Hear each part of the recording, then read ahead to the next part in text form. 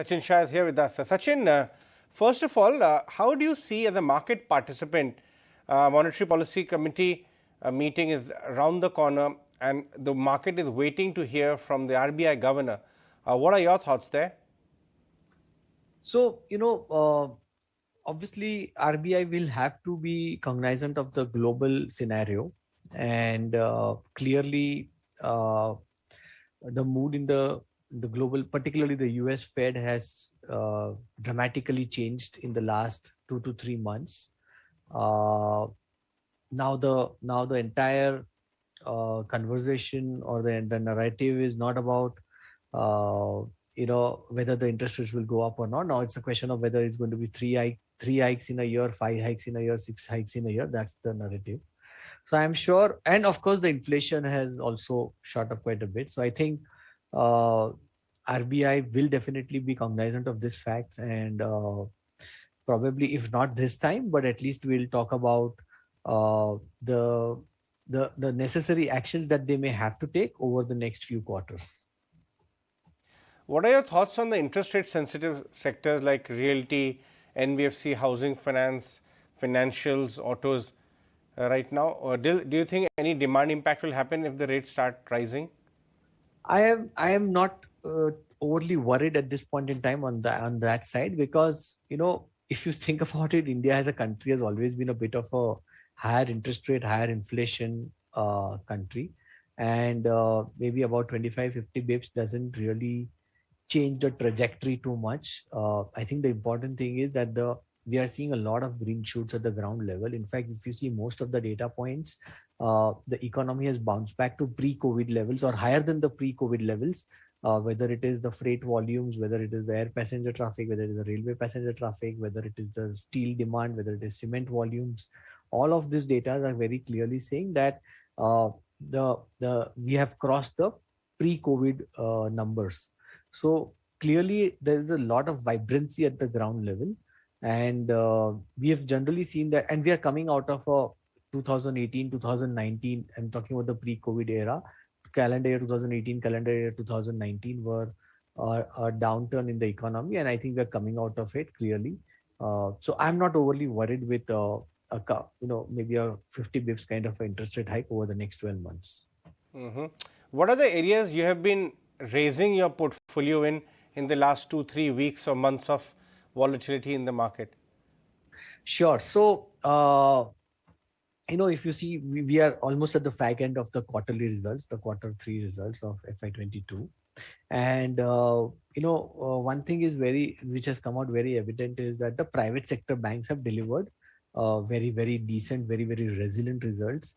They also started showing much higher growth in terms of the loan book growth. So we've added private sector bank to our portfolios. What we've also added is a couple of new generation businesses on the e-commerce side.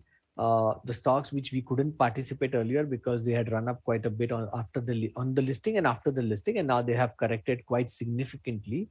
And some of the businesses which have a very, very strong consumer franchisee, and they are like a duopoly kind of, or they are literally like 40-50% market share within their space, and they have created a very, very uh, they have actually addressed a serious need of the consumers. So we participate in those businesses also in the recent times. We've also added a couple of stocks on the IT product side, and on the entertainment side. Right. Sachin, what are the areas you're trimming your exposure to, which has done phenomenally well in the last 1 or 2 years? Is it IT? Is it metals? Anything which you have trimmed? So we had a couple of investments on, say, on the consumer alcohol beverages side. So we've actually trimmed our positions over there because they've done reasonably well. They've given us very, very phenomenal returns, and there have been a couple of late developments at the corporate level. So we were a little unhappy with that. So we've exited some of those positions. We would have also book profits in some export-oriented businesses which have also delivered fairly decent returns, and which have actually now probably reaching their, at least from our perception, they're reaching their full price kind of valuations. What do you make of this commentary coming in from Vedanta on setting their capital allocation policy right and refraining from any kind of a corporate restructuring? I'm not asking about a buy-sell call on the stock or anything. I'm just taking a view on the management commentary. Whenever a management commentary comes on, that will set the capital allocation in order now. Have you looked at it? So, frankly, I haven't looked at it very closely because, generally speaking, we are little averse investing into commodity businesses. But on a broader, scheme of things, from your point, is nothing to do with particularly with this company, but broader scheme of things. First is that the company coming out and making that statement itself says that yes, they were doing something wrong in the past. Second, now that they have taken cognizance of that and they are trying to work on it, I think it's a positive step, and that shows also about how the companies also need to respect the markets and the overall collective wisdom of the markets.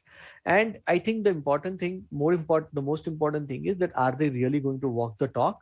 Because we've seen in the past a few companies mention about it, but not everybody is able to actually remain disciplined over on a sustainable and a consistent basis. You may remain good, you may keep on doing things till the bull markets are there, but once the market cap agenda is over of the management, they try to keep all this on the back burner. So we have to be a little vigilant on